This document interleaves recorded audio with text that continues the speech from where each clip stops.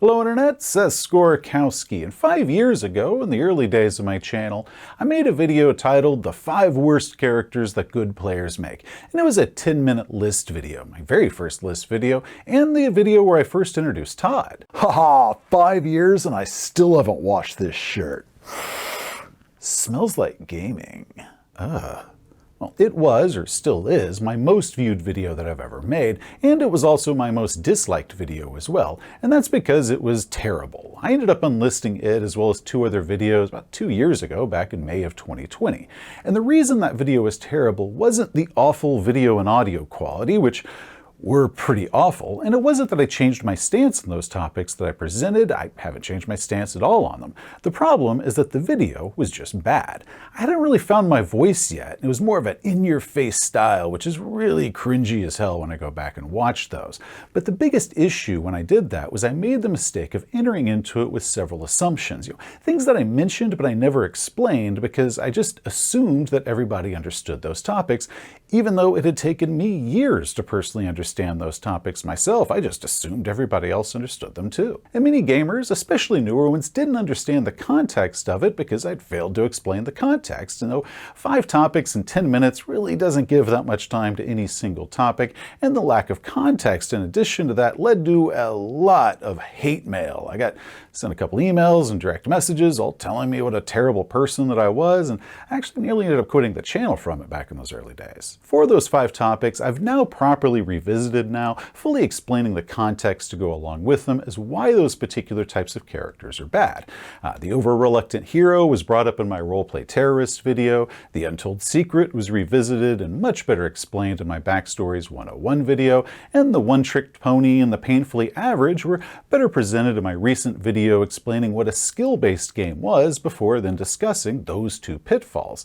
So that just leaves one left, and oddly the most controversial of them all, and the one that surprised me the most that it was controversial. But before I get into that, let's first discuss theme games and why theme games are awesome. Specifically, we're going to focus this on theme campaigns, but it could also work for shorter 1 or 2 shots as well. I love theme games. I've run several of them over the years, and the 2 best campaigns that I've ever run, or at least according to my players who've been with me for more than 20 years, those were both theme campaigns, though there is a little bit of disagreement as to which one of those was the best, but everybody agrees that those were the top 2. So what is a theme campaign? Themes, at least in the case of RPGs, are a focused direction, and this is done, well, through the lack of a better word, through limitations. And as wide open as RPGs are, offering countless possibilities, there are certain areas that are limited, which then directs the theme towards areas where that particular RPG is stronger. There's 3 layers, each of them focusing narrower and narrower. First is game system, next is setting, and third is characters. So let's start with game system themes. Most, not all RPGs, inherently have a theme built into them. The mechanics are focused toward that theme. Usually it says so right on the cover. D&D is heroic fantasy with a big focus on combat. Call of Cthulhu is horror with a big focus on investigation. Traveler is science fiction adventure, and Righteous Blood, Ruthless Blades is Usha. The mechanics of these games, what powers, skills, and abilities they offer, how we handle rewards and advancement, those are all focused towards the game's theme. And this is why some games just are inherently strong in certain areas while being weak in others, such as D&D is great for combat and epic heroes, but really weak when it comes to horror, and that's just simply not what that game was designed for. The next layer is setting, such as the world that game takes place in. D&D, which is the most popular tabletop game and the one that most gamers start off with and are familiar with, and that's why I keep bringing up D&D, that has a very broad setting. Players have a variety of races and classes and alignments that they can play, but dungeon masters can just build their own unique world with different elements or limitations, such as this world has no elves, or warlocks are hunted as heretics, or everyone in this world possesses psionic powers. Once upon a time, back when I was new to gaming, D&D had a lot of settings, like a lot of settings.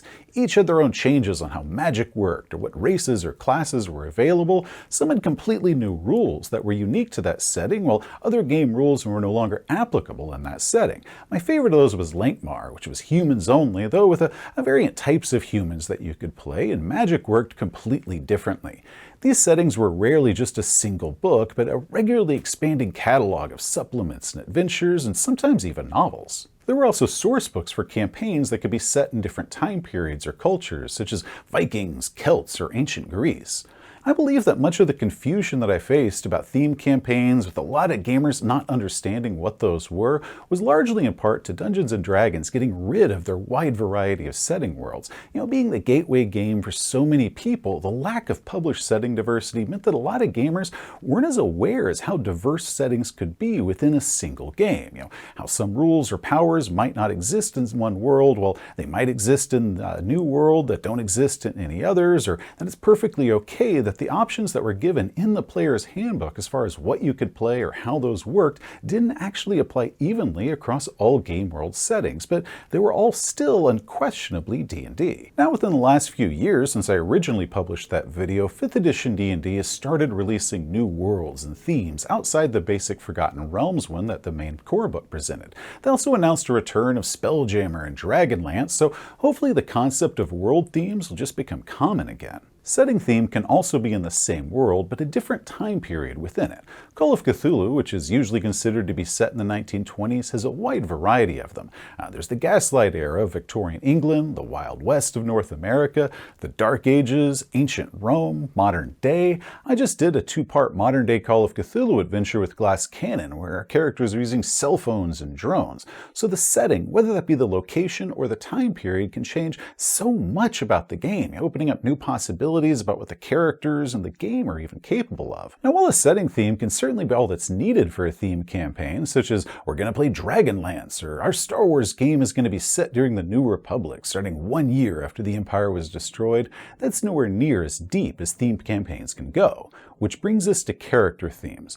While the game setting tells us all about the world that the characters live in, character themes identify what roles the characters play within it. Character themes are what I think of whenever I talk about theme campaigns, such as the characters all belong to a Thieves Guild in a major city. They might consist of burglars, con artists, your fighter bruisers, your spellcasters, assassins, priests of the thief god. The character class isn't as important as the mindset. You are all rogues at heart, and this campaign is about your characters belonging to a criminal organization.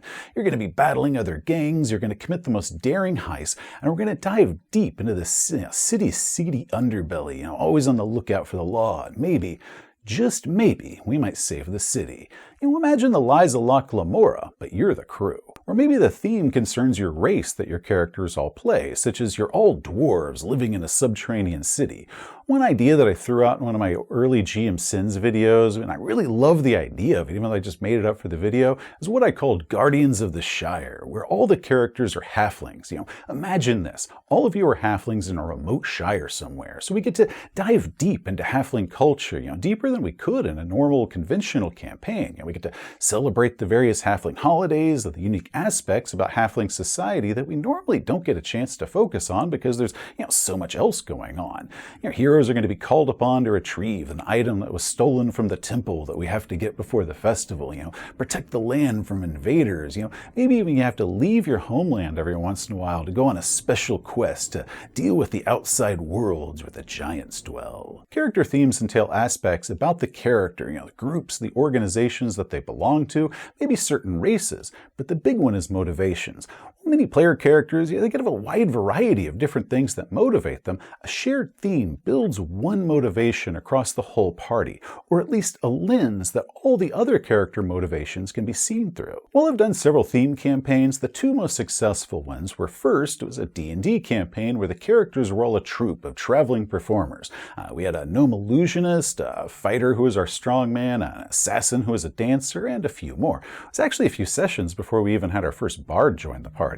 Each of them, they knew several instruments and abilities such as, acrobatics, acting, juggling, and they traveled around the game world in a janky wagon, going to the different nations and really diving deep into the culture of performers. And there were other troops that they would come across periodically, some rivals, others friendly, that they'd encounter in different city-states, and it was a fantastic campaign.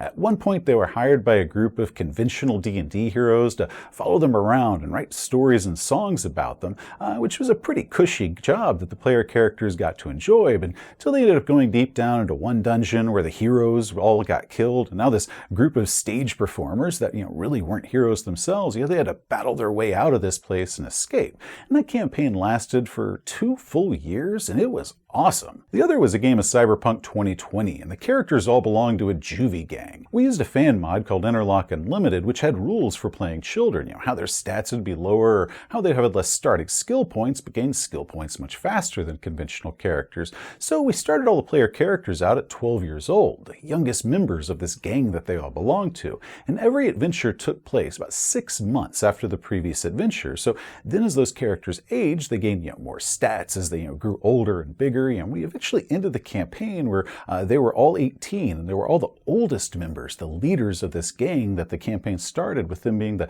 youngest and newest and kind of lowest ranking members. The whole thing took place in this neighborhood at the edge of the combat zone, and this 3x4 block area was their entire world. And every year we'd update how different gang territories had moved as rival gangs grew or shrank or were absorbed into other gangs. We had this entire cast of NPCs that they regularly interacted with and locations that they'd frequent. And by the end, we each had memories at each and every one of the corners of this neighborhood. The first few adventures were pretty tame stuff, like find the party or get into the movies to see that movie you want to watch. Really tame stuff like that.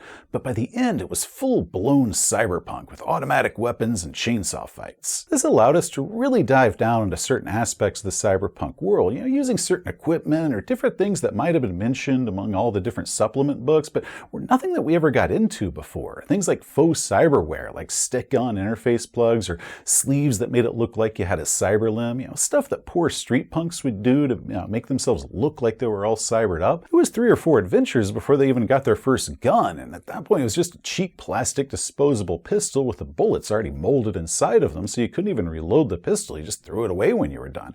They were terrible weapons, nothing any self-respecting cyberpunk character in a normal game would use, but in this game, it was pretty epic when they got one. And now these characters, they felt formidable, like nobody could take them out. And during the campaign, I would Photoshop ads for the various things that we could find in the book, such as this one for cheap plastic colorful pistols. Over the course of that campaign, which took us 1.5 years to complete, they only left their neighborhood twice. One was them going all the way to the next neighborhood over, which was absolutely terrifying for them. And it was like another world that they encountered there. And then on another occasion, they scored some concert tickets to see Johnny Silverhand, and they had to go to Night City proper, followed by an epic adventure as they're trying to get their way back home. It was an incredible campaign. It was only made possible by a great group of players who all leaned into that character theme. So, how do I make a theme campaign? Well, easy enough. First thing you need to do is decide a theme. What do you and your players think would be fun? Get their feedback on that. Find out what it is that they'd like. That kid campaign was actually based off a request or suggestion that one of my players had made. The narrower that you make the boundaries, the deeper that you need to be able to go into that theme, such as, is there enough adventure potential to allow a long campaign here? Or is this something that's really only got 2 or 3 adventures in it before that theme's kind of run its course? Well, the characters are certainly going to have things in common, such as we're all pirates, or we all belong to some religious order, or whatever it is you decide the theme should be. You don't want to limit it so tightly that the characters all end up being identical to one another. You want the players to at least feel a bit of pride that they've got a unique aspect or something unique about their character instead of just all being clones of one another. So, like with that Thieves Guild that I had mentioned earlier, they don't all have to be the same class as one another. Now, this is something that I find less of a problem when doing a skill-based game or a classless game, but instead of tightly limiting whatever the character class should be, what I suggest is that you talk about character mindset. You could be a fighter or a mage or a bard, but still be a rogue in heart and mind, which is far more important to me than whatever their character class happens to be. And once you've decided what theme you want, you have to tell your players about it. This is a session 0 or a pre-game discussion. The players need to know the theme, not necessarily the plot, but they need to know the theme before they start making their characters. Is this going to be a desert game, or is this going to be set in the 1960s or in feudal Japan? You want them to make characters that are suitable for whatever the theme is. In order to do that, they need to know what that theme is in advance. Are there certain skills that they're going to need in order to do this campaign? Spell it out for them. Make sure that all the players understand what all this is about and what all is going to be required. So make sure that you communicate everything that you can in order for them to make the characters for it. And not just what all they should get, but what also they should avoid. Is this a low magic world where dwarves are now extinct? Player needs to know all this before they spend all their time coming up with a dwarven spellcaster for you to then tell them at that point. You're also going to need to sell them on the theme. Once you get the players excited about it, they're not going to dwell on what all it is that they can't do, but they're going to focus their attention on what it is they can do and what the possibilities that this theme game has. Once you get some great ideas from them, you can work those in. Use as many of their suggestions as you can in order to keep them excited about it, because now they've got more ownership of it. And not just that, but give them ownership of a lot of details. If the player characters are going to belong to an organization, such as a band or a club or a mercenary company or a gang, let them come up with the details about it. With that kids game that I talked about earlier, even though it started off with the player characters all being the lowest ranking members of it, I had the players come up with whatever the gang name was and what its colors were and what its gang sign was. And that sense of ownership of making up these details made the players love it a whole lot more, because even though they were the lowest rank, now the players wanted to earn their way to the top of this gang now because they felt that they had created it. So figure out what it is that the players can have ownership of. If they're going to belong to an established organization, like a famous mercenary company that you want them to belong to, at least have the players come up with the name of their squad or their unit that they belong to. If they're sailors aboard a ship, either a sailing ship or a spaceship, have them name the ship that they're on. And the big benefit, outside of them having ownership and having all the details that they want in the campaign, is it saves you as the game master all the trouble of having to come up with all that stuff on your own and hoping that they like it. Sometimes we can also end up with accidental themes. Okay, Mike, tell me about your character. Okay, well, my character is a veteran of the Great War and a freelance pilot. So instead of spending my start money on a house or car or nothing like that, I dumped all my starting funds into a janky old seaplane. Figure I could use that to fly around passengers and cargo. Holy crap, dude. My character is also a veteran with a couple points in flying, but my big specialty is that I'm a mechanic. We could totally be old war buddies that went into business together. Hell yeah, we could be like island hoppers flying around the Pacific, kind of like Tails the Gold Monkey or even Tailspin. You keep it flying and I'll take us to wherever there's adventure. Oh, I could be down for this. I love it. This is perfect. Accidental themes are just these lightning in a bottle moments where the characters just happen to mesh perfectly, like it was by design. And if you have one, then that is great. That is gold. However, if you have that one player or two players that didn't make a character that fits that accidental theme, I love it. This is perfect. So Todd, what is it you're going to add to a Pacific island hopping cargo passenger business? I'm an undertaker out of Boston who's afraid of flying and drives a hearse. Now, I don't have any fighting skills, but I am fluent in Italian and Greek. Oh, that's not going to work with what we're doing. Maybe you could be our navigator. Maybe the broker that scores us all our jobs. Yeah, like a smooth-talking broker that's always getting us the best deals. Save that undertaker for another day. He ain't right for this game. You need to make a character for our Pacific Island business. But I don't want to change him.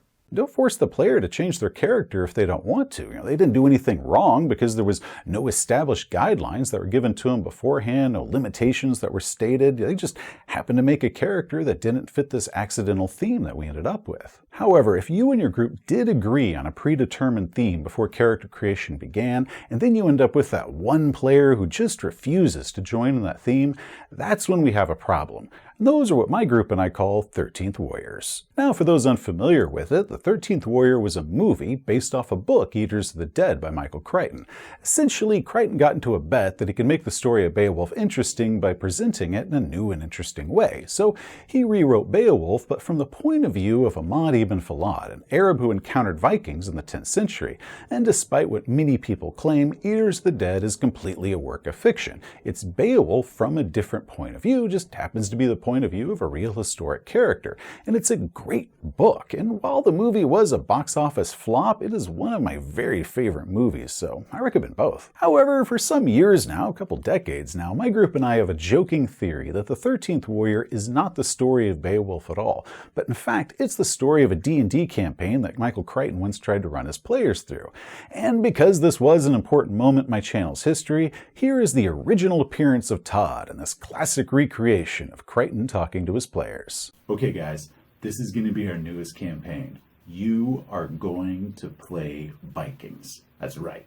You are going to be drinking mead, and you're going to be sailing in longships, and you're going to fight in Odin's name on your quest to reach Valhalla. Oh, cool, Vikings. Then I want to play an Arab. An Arab.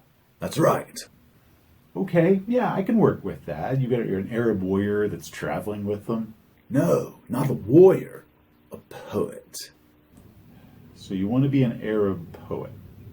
Okay, yeah, well, at least you'll know the language. Oh, no, I'm not going to speak the language at all. Okay, so you don't fight. You can't speak the language. What is it you can do? I'm going to have a jumping horse. Fine, sure. Yeah, I'll come up with some prophecy or some reason why you're even coming along. Awesome. Okay, so what we have here is a game master saying that he wants to run a theme campaign where all the player characters are Vikings who do Viking things like drinking mead and fighting in Odin's name, and they're doing them for Viking reasons, such as their quest to reach Valhalla. However, one player rejects this and wants to play something that is clearly not a Viking, who does not do Viking things and has no Viking motivations, and that is bad, because they just pissed all over the theme that everyone else in the group has already agreed to. So let's break down why 13th Warriors are terrible. 1. Introductions are easy, keeping them is hard. As a game master, I can come up with just about any reason the player character is there in the first place. That is easy. The initial hook is what gets them into the group in the first place, and there is 100 different ways that we can do that. My very first 13th Warrior experience is when I wanted to run a pirate theme game. They were all going to be pirates, and they were going to do pirate things, and it was going to all be about them being pirates. And I put a lot of pre-work into it. I bought books and miniatures, and the rest of the group was completely on board with this idea. It was going to be fun and piratey. Meanwhile, one of the players had previously decided on his own that whatever he was going to play in his next D&D campaign, he was wanting to play a lawful good cleric who wore plate armor. So when I told him that the campaign was going to be pirates, he said that he wanted to play this cleric that wore plate mail, which you might notice is nothing at all like a pirate, but that's what he wanted to play, and the fact that the rest of us had agreed to do this pirate game, that just meant nothing at all to them. I conceded that's what the player wanted after all, so I said okay to that, trusting that we could make this work. So his character was introduced to the rest of the pirate crew as a guy that they found in a lifeboat who was lost at sea. So the pirates, they brought him aboard, and together they had an adventure. So that was easy, and fun was had by all. The problem with 13th Warriors is not introducing them to that first adventure, it's keeping them after that first adventure is done. Because once that adventure is completed and the quest is finished, why is that character even still there? Because after that first adventure was done and the pirates all returned to port, then the next adventure came along, and why would this cleric travel around with these pirates? So as the game master, I've already introduced this lawful good cleric who wears plate mail to the group. So the ball is now in the player's court as to why his character would even stick around with these people. And just as importantly as that, why the other characters, this pirate crew of thieves and cutthroats, would even keep this guy around. The theme is what holds the whole group together and holds the whole campaign together, and that character just simply didn't fit in it at all. The player should have their character evolve or come up with some way to fit in and embrace whatever the campaign's theme is, but a 13th Warrior does not fit in, and if they were the type of player who would make a character that stands out by them just rejecting the theme,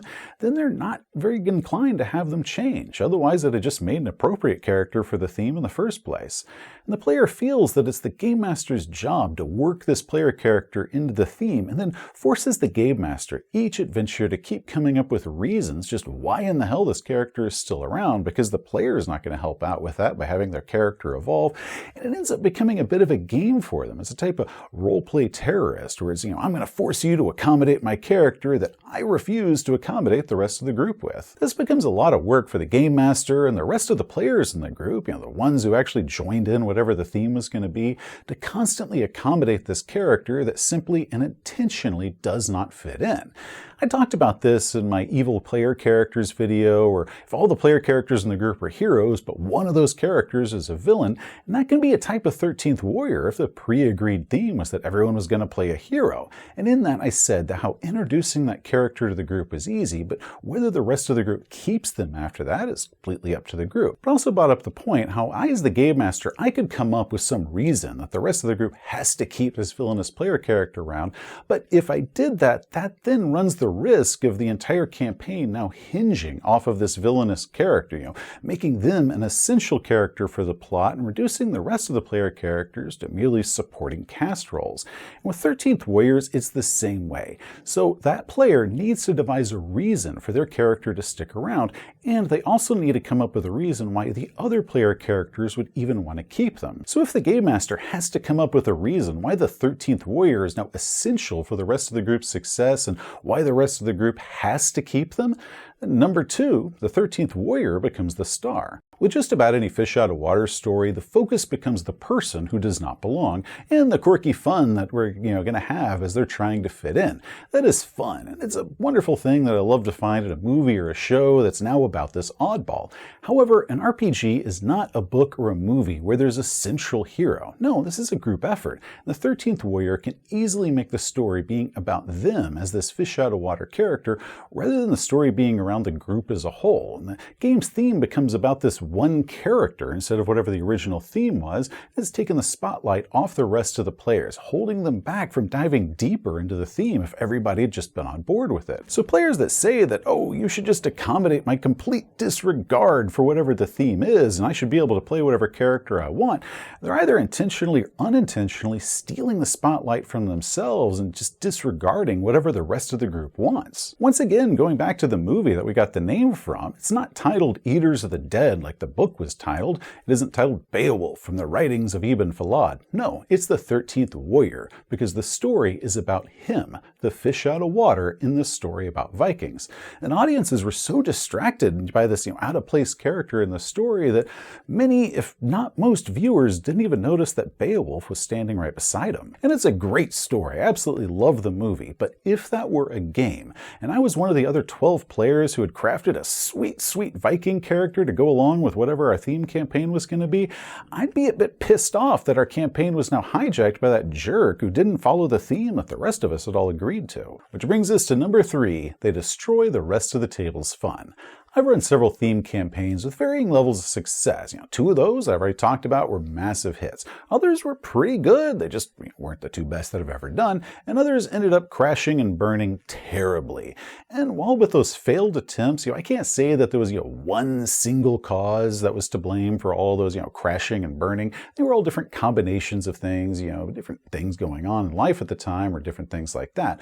But one element that every failed attempt had in common and every successful attempt lacked was a 13th Warrior. For a theme campaign to work, every player needs to be invested in it, because once one of the players decides not to, that then pulls the rest of the players out of it. It ruins their immersion. This outlier just yanks them right out of whatever the theme was that they were all trying to dive into, and we end up with this one character that has inappropriate powers or skills. Maybe they're overpowered, maybe they're underpowered. So either way, they're showing the group up or they're holding the group back, and when that happens, the rest of the table, both the players and the Game Master, begin resenting them for it, and they stop caring about the campaign as much because, what's the point? Clearly not everybody else cares about the campaign that much, and once one other player starts caring, the rest of the group stops caring, and that's when it just crashes and burns. For me, when a player brings a character concept that doesn't fit whatever the pre-planned theme is, I'm going to ask them why. I tell them that I don't see this character fitting into whatever it is that we're trying to do,